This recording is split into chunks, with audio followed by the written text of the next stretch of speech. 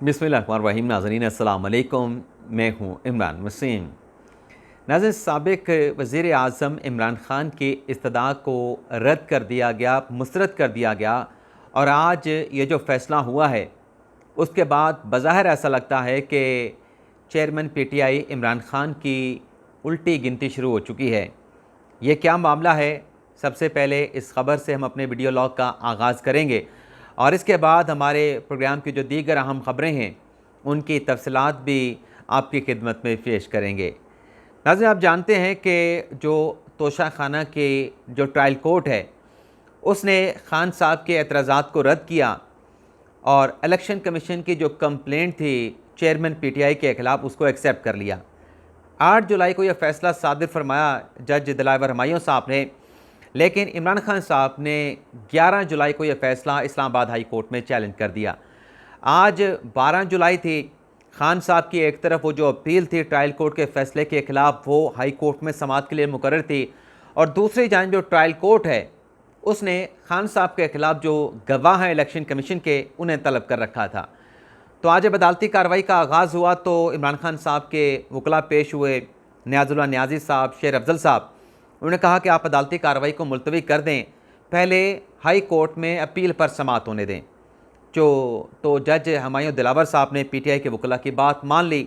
अदालती कार्रवाई को पहले 11:30 बजे तक मुलतवी किया गया, फिर 12:30 बजे तक मुलतवी कर दिया गया। लेकिन हाई कोर्ट में जो अपील पर समाअत थी वो चीफ जस्टिस आमिर फ़ारूक साहब कल भी यानी गुज़िश्ता रोज़ भी वो अलील थे, आज भी वो अलील थे।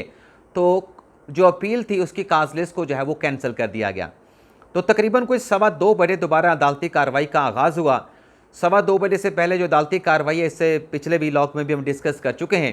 जब 2:15 बजे दोबारा अदालत बैठी, अदालती कार्रवाई का आगाज़ हुआ तो खान साहब की जो लीगल टीम के वकील हैं बैरिस्टर गौहर अली खान साहब, जो कि पहले सेशन में अदालत में पेश नहीं हुए थे, वो हाई कोर्ट में मौजूद थे। उन्होंने आके जज साहब से इस्तदा की कि आप ऐसा करें कि इस ट्रायल कोर्ट में आप जो गवाहान को बुला रखा है उनके आपने स्टेटमेंट रिकॉर्ड करने हैं। मुनासिब समझें तो इस कोर्ट की कार्रवाई को आप हफ्ते के रोज़ यानी 15 जुलाई तक मुलतवी कर दें, ताकि हाई कोर्ट में आज तो हमारा केस टेकअप ना हो सका, कल जब ये केस टेकअप होगा तो पूरा दिन लग सकता है, तो आप मुलतवी कर दें। तो आप नाज़रीन जानते हैं कि वकील जब अदालत में पेश होता है, कोई प्रेयर करता है, कोई इस्तदा करता है, तो वो वकील की तरफ से नहीं बल्कि क्लाइंट की तरफ से होती है।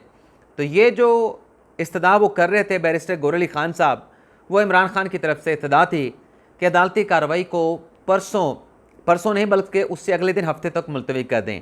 तो जज हुमायूं दिलावर साहब ने इस इस्तदा को रद्द कर दिया और मुस्तरद कर दिया और कल तक जो ट्रायल कोर्ट में तोशा खाना की कार्रवाई चल रही है उसको मुलतवी कर दिया है। और साथ में ये हुक्म भी सातिर फरमा दिया कि अब रोज़ाना की बेस के ऊपर, रोज़ाना की बुनियाद के ऊपर ये ट्रायल कोर्ट का जो मुकदमा है तोशा खाना का, इसको चलाया जाएगा। अब इसमें कल गवाहान को बुलाया गया है, गवाहान आके कल रिकॉर्ड देंगे, अपना बयान रिकॉर्ड करवाएंगे। अगर नाज़रीन ये सिलसिला चल निकला तो उल्टी गिनती का मैंने स्लग इसलिए थंबनेल पे लिखा कि मैक्सिमम जितना भी इस केस को आप स्ट्रेच कर लें, खींच लें, लंबा कर लें, ये 1 माह के अंदर डिसाइड हो जाएगा। चाहे खान साहब हाई कोर्ट में चले जाएं, किसी और जगह पे चले जाएं, 1 माह से ज़्यादा अरसा नहीं लगेगा। लेकिन यहाँ पे आप नाज़रीन को ये बता दें कि आज जो इमरान खान साहब के वकील अदालत से मतलब टाइम लेके गए हैं कल तक का, अभी तक जब मैं ये वीडियो रिकॉर्ड कर रहा हूँ, हाई कोर्ट में इमरान खान साहब की जो आज अपील की पर समाअत कैंसिल हुई है, अभी तक वो दोबारा अपील समाअत के लिए मुकर्रर नहीं हुई। और यह केस जो है वो अभी जो केसेस हैं हाई कोर्ट के कल के, उसमें शामिल नहीं किया गया। तो एक ये डेवलपमेंट भी है, हो सकता है कि कल भी खान साहब की अपील पे समाअत ना हो सके। और दूसरी जानिब बज़ाहिर ऐसा लगता है कि बंदियाल साहब ने भी खान साहब को जैसे इनकार ही कर दिया है। जो इससे पहला राउंड हुआ, निचले ट्रायल कोर्ट से हाई कोर्ट में आए इमरान खान साहब, हाई कोर्ट से सुप्रीम कोर्ट में गए थे, तो वो जो सुप्रीम कोर्ट में खान साहब की अपील पड़ी है वो भी ताहाल उस पर जो अर्ली हेयरिंग की दरख्वास्त थी वो भी जस्टिस बंदियाल साहब चीफ जस्टिस ऑफ पाकिस्तान के चैम्बर में पेंडिंग पड़ी है, उस पर अभी चीफ जस्टिस बंदियाल साहब ने कोई फ़ैसला नहीं किया। तो एक तनाज़ी खबर ये होगी। अच्छा, वैसे जो मैंने उल्टी गिनती वाली बात की कि इस केस में अब बज़ाहिर ऐसा लगता है कि 1 माह के अंदर डिसीजन हो जाएगा, फ़ैसला हो जाएगा, उल्टी गिनती जो है वो शुरू हो चुकी है। वहीं पे उल्टी गिनती मौजूदा हुक्मरानों की भी शुरू हो चुकी है। मौजूदा हुक्मरान की ऐसे कि आज शहबाज शरीफ साहब ने भी कह दिया है कि 14 अगस्त जो है वो असम्बली की आखिरी डेट होगी, और पाकिस्तान पीपल्स पार्टी ने भी कह दिया है कि 8 अगस्त तक आप असम्बली को तहलील कर दें। तो आज 12 जुलाई तो हो गई, पीछे तकरीबन 1 माह रह गया है। और आप देखें कि अंडरस्टैंडिंग कितनी है। जो दुबई में मुलाकात हुई आसिफ अली जरदारी की नवाज शरीफ के साथ, उसका गालिबन ये पहला नतीजा है कि पाकिस्तान पीपल्स पार्टी ने प्रपोज़ल दे दिया है कि 8 अगस्त को आप कौमी असम्बली और पंजाब असम्बलियाँ एक साथ तहलील कर दी जाएँ।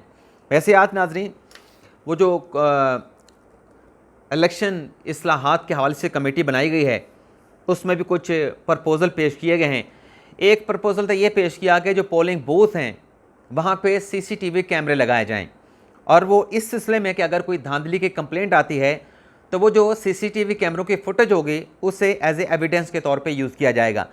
इसके अलावा जो एक कैंडिडेट के अखराजात होते हैं कोई भी इलेक्शन कंटेस्ट करने पे, चाहे वो सूबाई असम्बली का है, कौमी असम्बली का है, उसको बढ़ाने का प्रपोज़ल भी आया है। उसमें ये कहा गया है कि जो कौमी असम्बली का इलेक्शन है उसके लिए अखराजात कैंडिडेट के लिए 40 लाख से 1 करोड़ के होने चाहिए, और जो सूबाई असम्बली के अखराजात हैं वो 20 से 40 लाख के दरमियान होने चाहिए। इसी तरीके से ये भी प्रपोज़ल पेश किया गया जिसका मैंने थंबनेल पे लिखा कि कप्तान के ख़िलाफ़ नया प्लान। अब वो कप्तान के ख़िलाफ़ प्लान है, पाकिस्तान तहरीक इंसाफ के प्लान है, लेकिन ये प्रपोज़ल ज़रूर आया है कि किसी भी सियासी जमात पर जो पाबंदी लगाने का तरीक़ाकार है उसको चेंज किया जाए। इस वक्त नाज़रीन जो तरीक़ाकार राइज है उसके मुताबिक तो वफाकी हुकूमत तहकीकात कराएगी, और तहकीकात कराने के बाद किसी सियासी जमात के ख़िलाफ़ अगर मवाद आता है तो उसे एज ए रेफरेंस की सूरत में सुप्रीम कोर्ट में भिजवा दिया जाएगा। लेकिन अब यह प्रपोज़ल आया है कि किसी सियासी जमात पर पाबंदी लगाने का जो फ़ैसला है वो पार्लियामेंट कसरत राय के साथ करेगी, और पार्लियामेंट अगर किसी सियासी जमात पर पाबंदी लगाने की करारदाद कोई फ़ैसला करती है तो फिर यह मामला सुप्रीम कोर्ट को भेजा जाएगा। यानी पहले पार्लियामेंट का रोल नहीं था, हुकूमत का किरदार था कि हुकूमत तहकीकात करा के सुप्रीम कोर्ट को रेफरेंस भेजे। अब ये तरीका ये प्रपोज़ किया गया है कि पार्लियामेंट कोई तहकीकात के बाद पार्लियामेंट अगर इस नतीजे पर पहुंचती है कि किसी सियासी जमात पे पाबंदी होनी चाहिए तो फिर पार्लियामेंट के अप्रूवल के साथ वो मामला जो है सुप्रीम कोर्ट ऑफ पाकिस्तान को भेजा जाएगा। अगली जो नाज़रीन ख़बर है, अच्छा वैसे मैंने उल्टी गिनती की बात की, हमारे जो सदर साहब हैं आइन के मुताबिक उनका भी इलेक्शन अब 2 माह के अंदर हो सकता है।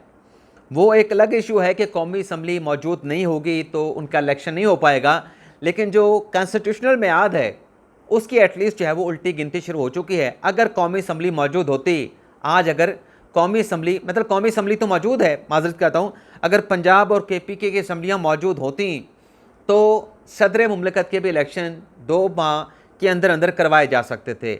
8 सितंबर से पहले और 8 जुलाई के बाद इस पीरियड के दौरान इलेक्शन हो सकता था। अब चूँकि 2 असम्बलियाँ मौजूद नहीं हैं, 2 इलेक्टरल कॉलेज मौजूद नहीं है, उसके 2 ऑप्शंस मौजूद नहीं हैं, 2 जुज़ मौजूद नहीं हैं, तो फ़िलहाल कोई हुकूमत ने ऐसा कोई पंगा लेने का प्लान नहीं किया, फ़ैसला नहीं किया कि दोनों सूबाई असम्बली की अदम मौजूदगी में सदर साहब का इलेक्शन करवा दिया जाए। यही बज़ाहिर रुझान लग रहा है कि नए इंतखाबात के बाद सदर साहब का इलेक्शन भी करवाया जाएगा। अच्छा, इसमें देखना ये होगा कि जो सदर साहब हैं जिनकी 8 सितंबर को मियाद पूरी हो जाएगी, क्या वो ओहदा छोड़ देंगे आरिफ अलवी साहब या फिर इसको कंटिन्यू करेंगे। कंटिन्यू वो कर सकते हैं, लेकिन देखना होगा क्या वो कंटिन्यू करेंगे, क्योंकि उनके पास ऑप्शन है कि वो ओहदा छोड़ के अपनी मियाद मुकम्मल होने के ऊपर ओहदा छोड़ के घर जा सकते हैं। उनके बाद जो चेयरमैन सेनेट है सादिक संजरानी, वो कायम मकाम सदर मुमलिकत का जो है वो मनसब संभाल लेंगे। तो देखते हैं आरिफ अलवी साहब अपनी मियाद मुकम्मल होने पे क्या फ़ैसला लेते हैं। एक नाज़रीन अफसोसनाक ख़बर है, आप उससे अंदाज़ा करें कि अगर शहर इक़्तिदार में वफाकी दारुल इस्लामाबाद में ये आलम है तो बाकी पाकिस्तान में क्या सूरत हाल होगी। एक नाज़रीन ख़बर रिपोर्ट की गई जिसमें कहा गया कि 600 गैर कानूनी हाउसिंग सोसाइटियाँ जुड़वा शहरों में मौजूद हैं, जिसमें 318 रावलपिंडी में हैं, 150 इस्लामाबाद में और 100 जो हैं वो रावलपिंडी का जो दूसरा शहर है फतेहजंग उसमें हैं। अब ये 600 के करीब जो अगर गैर कानूनी हाउसिंग सोसाइटियाँ हैं जिनकी अप्रूवल नहीं हुई, तो आप अंदाज़ा कर लें कि कितने अरबों रुपए लोगों ने इन्वेस्ट कर रखे हैं, लेकिन नहीं मालूम कि उन्हें प्लॉट मिलेगा नहीं मिलेगा, जो सोसाइटी बनी है उसकी अप्रूवल होगी नहीं होगी। यानी कितने लोगों के साथ जो है वो आप ये कह लें कि अगर ये सोसाइटियाँ अप्रूव ना हुई तो उनके साथ अरबों रुपए का हौत हो जाएगा।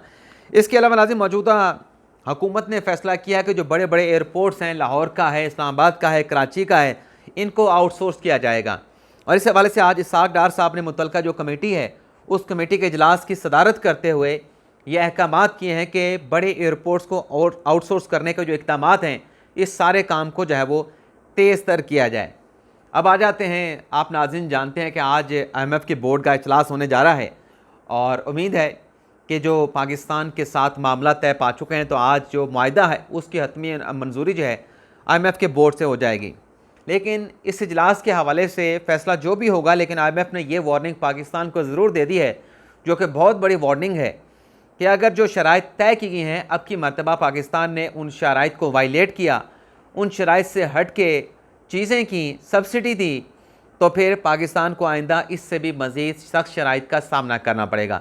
अच्छा, एक तरफ ये IMF की वार्निंग मौजूद है, दूसरी तरफ ये देखा गया कि शहबाज शरीफ साहब जो हैं वो बज़ाहिर जुगतबाजी करते हुए नज़र आए।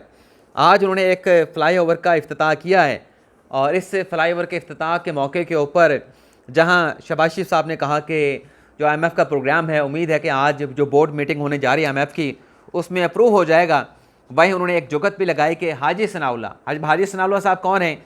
वो वज़ीर दाखिला साहब हैं जिन्होंने हज का फ़रीज़ा अदा किया है।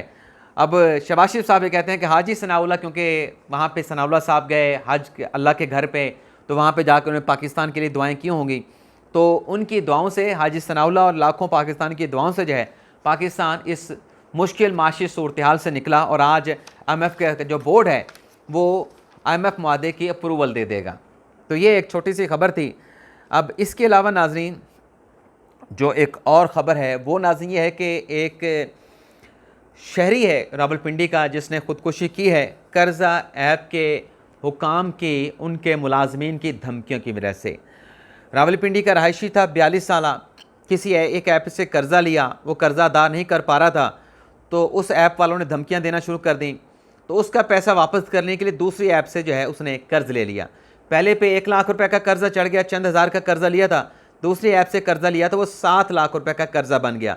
तो उन जनाब का नाम था रावलपिंडी के रहायशी का 42 साल मोहम्मद मसूद, जिसने 13,000 का कर्ज़ा लिया मकान का किराया अदा करने, बच्चों की फ़ीसों के लिए, जो बढ़ के 1 लाख रुपया हो गया। फिर दूसरी ऐप से कर्ज़ा लिया उसे 1 लाख रुपए को अदा करने के लिए, लेकिन फिर कर्ज़ा जो देने वाले थे उनके मुलाजमीन ने धमकियाँ दी, तो 2 बच्चों के बाप ने पंखे से फंदा लगा के ख़ुदकुशी कर ली। तो इस बारे में अब रिपोर्ट किया जा रहा है कि FI ने इस मामले का नोटिस ले लिया है और जितनी भी ये ऐप्स हैं कर्ज़ा देने वाली, उनके खिलाफ़ कार्रवाई करने का फ़ैसला किया गया है। और ये जो ऐप थी जिसने ये मकतूल को, जिसने ख़ुदकुशी की है, मकतूल तो नहीं कह सकते, मरहूम मोहम्मद मसूद, इसका जिसने कर्ज़ा दिया और इसके मुलाजमीन ने जो धमकियाँ दी, इनके खिलाफ़ कार्रवाई के हवाले से वो मोहम्मद मसूद के घर पहुँचे, उनके अजीज़ों का, रिश्तेदारों के स्टेटमेंट रिकॉर्ड किया गया और जो मोबाइल था उसको हासिल करके उसका फोरेंसिक अब करवाया जाएगा। तो ये एक चीज़ हुई है, देखते हैं फर्दर इस हवाले से क्या ख़बर सामने आती है। और ये जो फ़ैसला किया गया, क्या सिर्फ ये एक ऐप के ख़िलाफ़ कार्रवाई होगी या जो बाकी ऐप्स हैं जो इस तरीके से कर्ज़ा दे के चंद हज़ार रुपये का और फिर चंद हफ्तों के अंदर आप अदा नहीं करते तो वो लाखों रुपए का बन जाता है। जो उस गरीब आदमी के लिए जो चंद हज़ार का कर्ज़ा हासिल करता है, जब लाखों का कर्ज़ा वो बन जाता है चंद हफ्तों में अदायगी ना करने पे, तो फिर ज़ाहिर सी बात है कि वो ख़ुदकुशी करेगा। देखते हैं कि कितने बड़े पैमाने पे ये कार्रवाई होती है, क्योंकि ये जो ऐप्स हैं ये कुछ छोटी मोटी ऐप्स नहीं, इनके पीछे भी बड़े बड़े लोग होंगे, बड़े बड़े सरमायादार होंगे, बड़े पैसे वाले होंगे। देखते हैं किस हद तक जो है FI इन लोगों के ख़िलाफ़, इन ऐप्स के मालिकान के ख़िलाफ़ जो है वो कार्रवाई करने में कामयाब होता है। इजाज़त चाहते हैं, अल्लाह हाफ़िज़।